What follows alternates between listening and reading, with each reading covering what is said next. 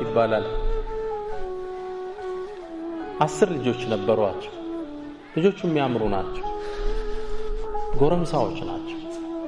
አባት ደግሞ ከባድ የሆነ ሀብት አላቸው። ከእርሳቸው ልፈት በኋላ ልጆች ተለያይተው ለውድቀት እንዳይበቁ ሰጉ። መጨረሻ ላይ አባት ምን አደረጉ? ገቢራዊ ተምሳሌ ሊሰጧቸው ፈለጉ። ልጆችን በረሃ ሄዱና እንጨት አምጡ አሏቸው።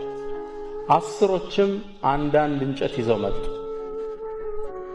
እሰሩት አሏቸው። አሰሩት። ከታሰረ በኋላ ለእያንዳንዱ ግለሰብ እንጨቱን ሰጡት። ለወጣት ስበሩት አሏቸው።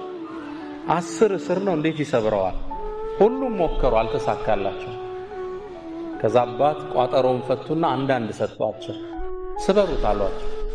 ወጣት ናቸው፣ ቀጭን እንጨት ነው። ቀጭ ቀጭ ቀጭ ቀጭ አለ።